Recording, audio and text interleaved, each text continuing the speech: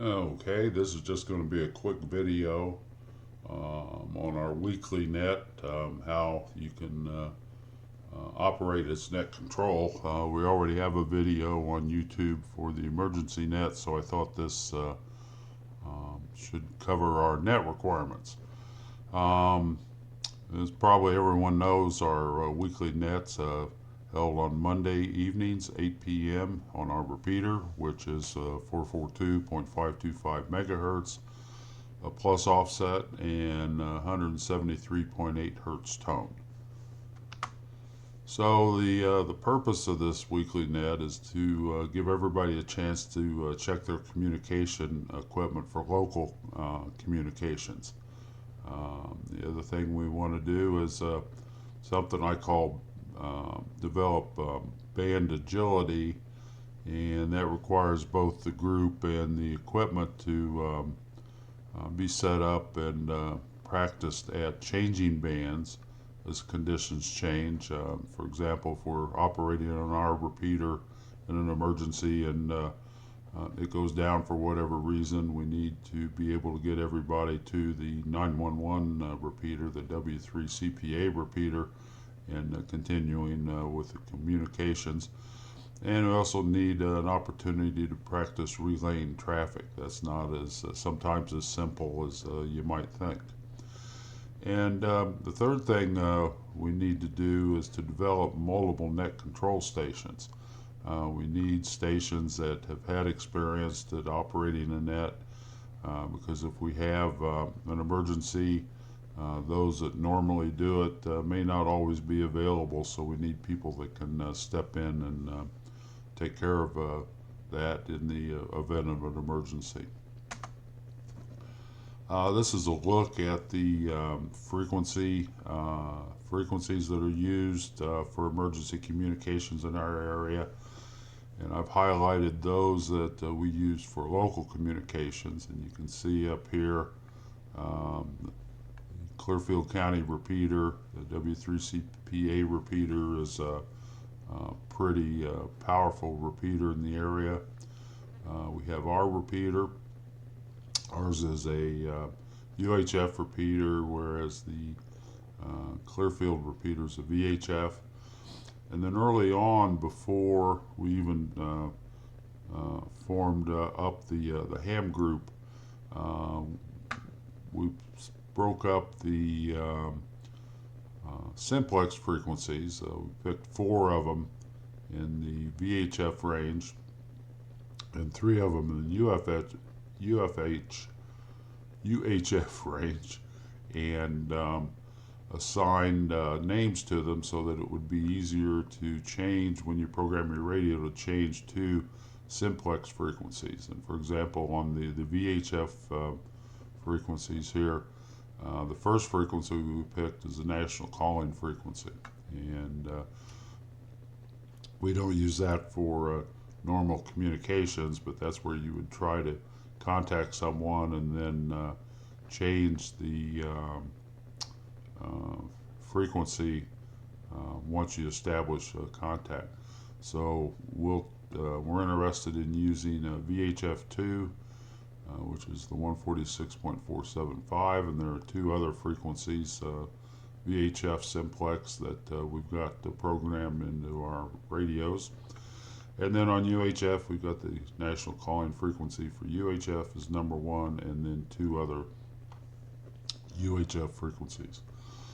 We've also got 10 meters designated, and for single sideband, and we're going to be doing more testing on this and working it into our net, because we've used it before, and it looks like the ground wave propagation for most of our antennas is sufficient to have a pretty good communication on 10 meters.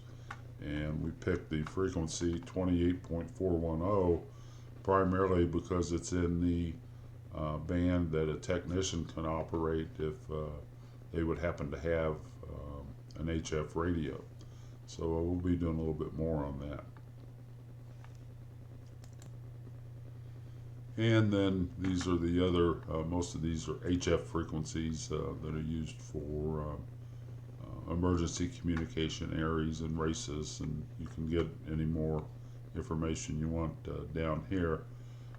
This is in the document on our OneDrive that you could access if you'd like to.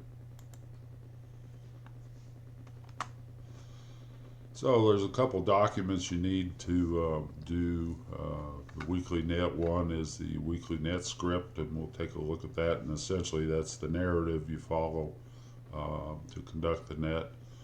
And then you need some way to log the check-ins. So we'll take a look at a Excel file that I've kind of developed as we worked along here to record the contacts in the log sheet.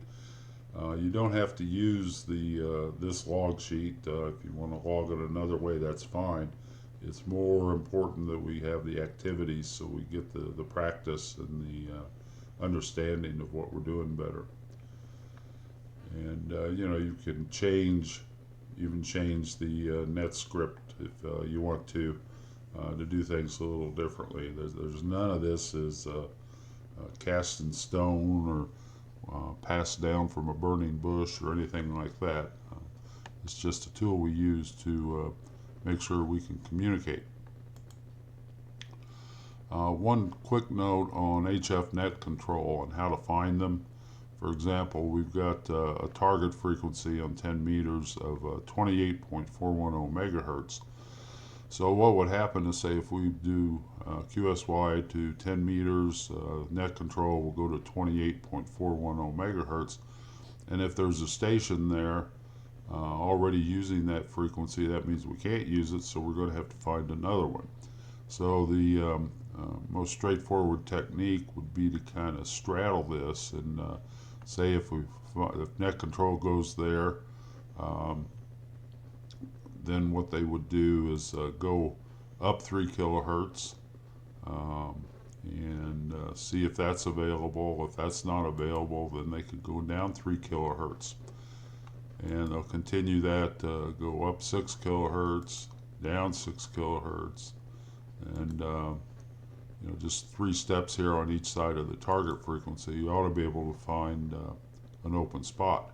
So what that means, if net control is doing this to find the spot, you use the same technique to find net control. So you come into the 28.410 and somebody is using it, or there's a bad noise source, then you go through this plus or minus 3, 6, and 9 kilohertz search, and then you can find net control.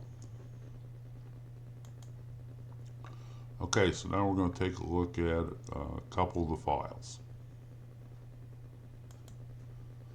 Okay, this is the script for the Monday Night Net, and it's a PDF file.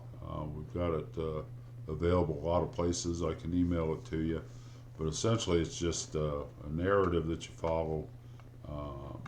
And start up here at the introduction. You call QST, alerting everyone that the net's about to start. You work through all this. It explains how the net's going to operate. Now the way this document's set up, the normal bold type is pretty much what you're saying, and then the non-bolded type are instructions. So like here, I'd say this is K3SKS net control. That's where you'd identify yourself, and then you go through the steps. So the first thing is to introduce everything, ask for emergency or priority traffic. I'm not really sure what priority traffic is. Maybe we'll have some someday. Then if after you determine there is no emergency or priority traffic, or there is some and you handle it, then you go to this section where you call for announcements of the net. And on the log sheet, I've got it set up so these are old dates here from several years ago, so these aren't usable, but there's a place on the log sheet I'll show you where you put the dates for the meetings. So you go through the announcement for the next regular meeting of the club. If you have any additional announcements, you make them, and then you ask if there are any further announcements for the net. And we generally have an announcement for the Friday morning breakfast. And if anybody has anything else to announce, this would be the time to do it. Now, in the net script here, I've got a couple of sections where we explain the signal reports. I haven't typically gone through explaining this in the net, but it's in here if you feel the need to do that. And then the other thing that's here, besides the signal reports, is how you would exchange signal reports. And I'll cover that when we go to the log sheet. And then, so once you get through the announcements, then you call for check-ins for stations inside of Treasure Lake, and then we call for check-ins outside of Treasure Lake. And then once we've completed the check-ins on our repeater, then we'll QSY or change to another frequency. And the first one we'd go to would be EPTV2, which is this first simplex frequency, VHF simplex frequency. You go through, call for check-ins for those stations that checked in on our repeater, because there's no sense calling the other people, because if you know they're not on our repeater, they're probably not going to be here on the simplex frequency. And then do the simplex, and then you go to the UHF simplex, and when we complete that, then we go to the Rockton. No, it's not the Rockton. This is an old document, the W3CPA repeater. And then after you go through the W3CPA repeater, you can announce that if you're wanting to do a 10-meter check-in, then you can announce that and invite anyone that checked in on the W3CPA repeater to join us on the 10-meter frequency. So that's pretty much how you step through the frequencies. Closing the net, there's some narrative here you can go through, and that's about it for the script. So it's all pretty well laid out. You don't have to read it exactly, just be comfortable with it more than anything. So, hit the wrong button. Been known to do that. Let's minimize that. Take a look at the log sheet. And this is a single page Excel spreadsheet, and kind of gets you oriented. On the right hand side is just information. See here the signal report scale that we saw in the script. When you call this log, that'll be there for you, so you can be reminded of what the different numbers are. And there's also the signal report section, and I color coded this a little bit and gave an exchange where net control, which I'm showing here is green, calls KC3XYZ Dave, and then station KC3XYZ comes back and says, I copy you as a 5. So his signal report is telling net control he's copying and full quieting, and then net control acknowledges that signal by saying Roger 5, the received signal report, and then he says I copy you as a 4. So what you end up with is you log that as a 5-4, which means net control received a 5 and the calling station received a 4, and then that would be put up here like that. The other section here are the announcements. You can add whatever announcements you want. Here's where I put the meeting date, the next meeting date. And then there are a couple other area nets if you want to announce those or not, that's up to you. The Punxsy Club's right before our net at 7:30 on this repeater, And the Clearfield Club's weekly net is Tuesday 8 p.m. on the W3CPA repeater. So we come up here. This is where you enter the signal reports to log the people that are checking in. This top line is a count, and what it does is it counts all the entries all the way down to this line. So as you check people in, there's 2 that checked in. You can it'll automatically keep a tab of how many people have checked in. The other thing that I've done is I use color codes quite a bit. It just makes it simpler. What the colors mean, I've got the regulars who check in pretty often. Highlighted over here is yellow, so you can see Willard's a yellow, the 2 Bryans. I've got net control designated with green, so you can easily see who net control was for this particular net. Inside Treasure Lake stations are white. That's why this area is white here.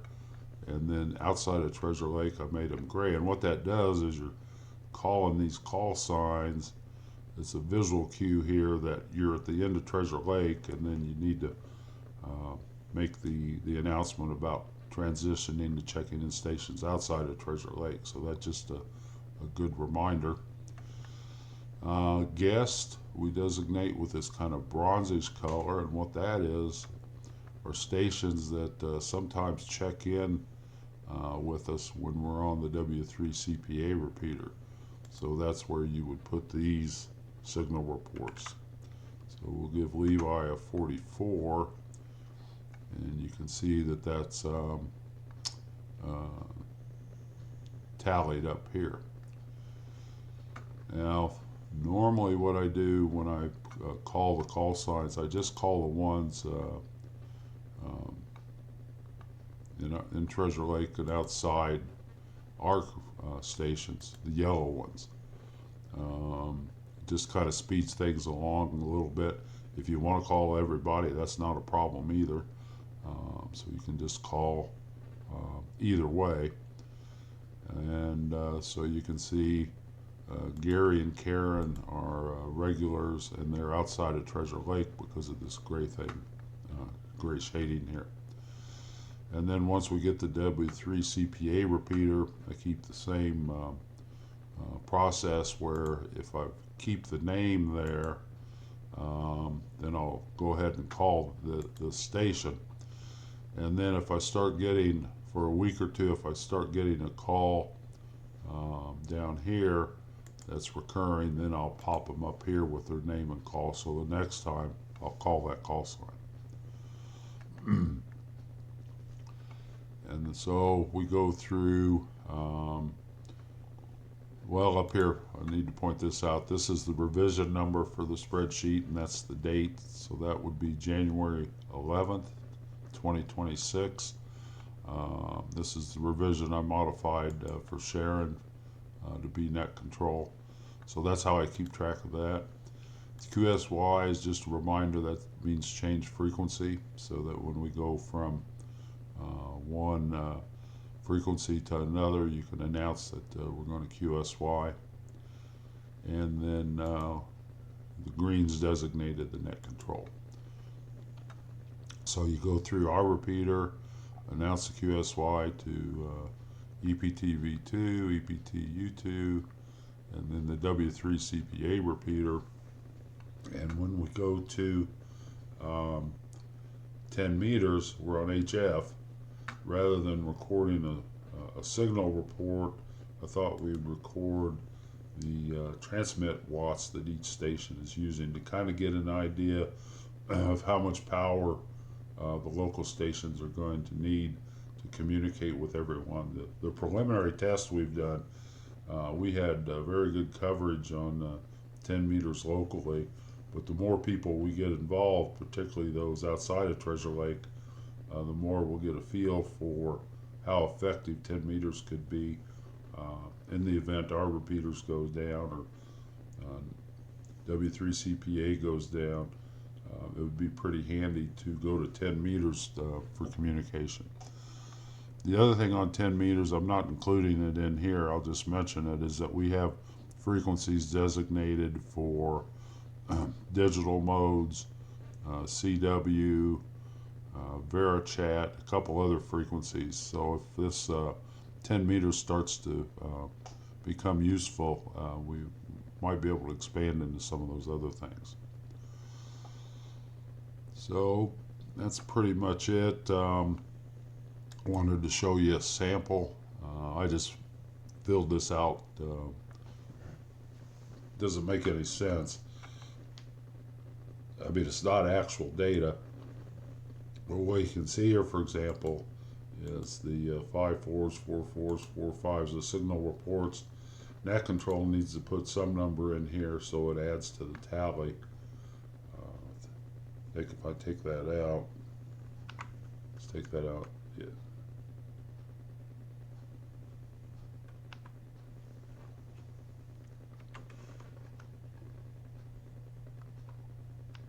Okay, yeah. So need to make sure net control goes there.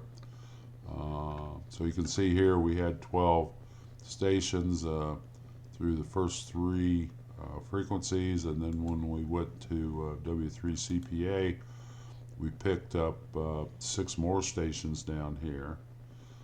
That's who these guys would be. And then went on and had a 10 meter check-in, and these are the power readings from each of the stations, and total counts right there. So that's it. And normally what I do is when I use the format, the most current format, when I save it, I'll save it as it's I call it single net log with instructions. And then if I want to say, if I was doing this coming Monday, which should be the 18th, I would make this 0118 26 and then save that. And then that way I could I'd have all these changes in there and completely document the net. So I think that's about it. If anybody has any questions, you can let me know. I would encourage everybody to try out net control for a little bit. It's not at all difficult. Particularly if you're just starting, it can be a little nerve-wracking. But the thing you got to keep in mind is there's really nothing that can go wrong. We're just trying to communicate here. If we do make a mistake, we learn from it and get better. A lot of these changes were because of mistakes that were made. So if you're not making mistakes, you're not doing anything. So I guess that's about it. I'll quit babbling. So this is K3SKS 73, and I'm clear.